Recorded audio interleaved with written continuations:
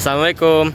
Halo guys, perkenalkan nama saya Iqbal Rizky. Di sini ada Anissa Zalfa Almafira dan Nur Halimah. Apaan tuh? Aku keselak nih. Tuh kan, nggak boleh makan sambil ngomong. Loh, emangnya kenapa? Apa sih kerongkongan itu? Kerongkongan itu adalah suatu organ yang berbentuk rongga atau tabuk yang berfungsi untuk yang pertama, untuk mendorong makanan ke dalam lambung. Yang kedua, untuk melindungi jaringan dari makanan dan minuman yang bersifat panas, terus asam dan keras. Dan yang ketiga, untuk mencegah makanan kembali ke dalam mulut. Oh, begitu. Emangnya kenapa sih nggak boleh makan sambil berbicara?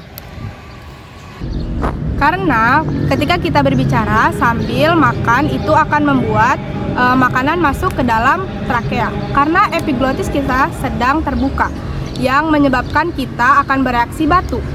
Karena untuk mencegah makanan masuk lebih dalam lagi ke dalam paru-paru dan pernafasan.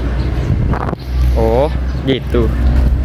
Zalfa, apa saja sih bagian-bagian dari kerongkongan itu? Kalian mau tahu bagian-bagian dari kerongkongan? Sini simak video aku. Bagian-bagian dari kerongkongan yaitu yang pertama epiglottis, yaitu katup kecil yang menutup jalur pernapasan saat menelan. Yang kedua, dinding esofagus, terdiri dari lapisan otot yang sama dengan lambung dan usus. Yang ketiga, sfinkter, otot yang berbentuk cincin yang dapat membuka dan menutup. Ada dua jenis sfinkter, yaitu sfinkter atas dan bawah. Yang keempat, adventitia, lapisan terluar yang tersusun dari jaringan ikat. Yang kelima, submukosa, lapisan yang mengandung kelenjar penghasil lendir.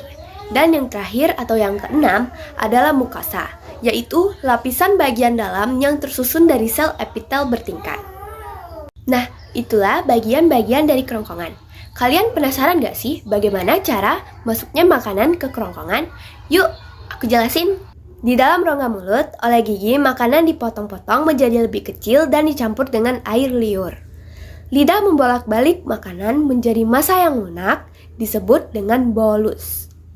Ketika menelan makanan, lidah akan bergerak naik dan mendorong bolus masuk ke faring. Langit-langit lunak bergerak naik untuk mendorong bolus masuk ke rongga dalam. Epiglotis akan bergerak turun untuk menutup trakea, sehingga bolus tidak masuk ke trakea.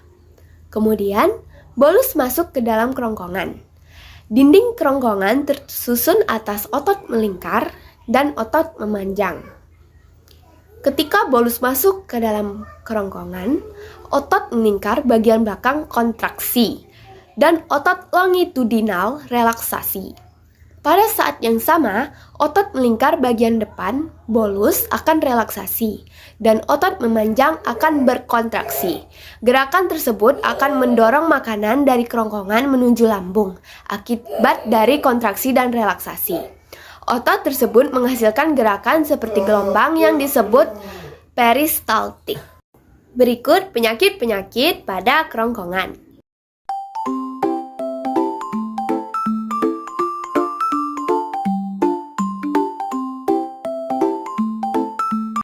Oh, jadi gitu. Iya, betul. Oke guys, itulah info seputar tentang kerongkongan. Thank you for watching. Bye.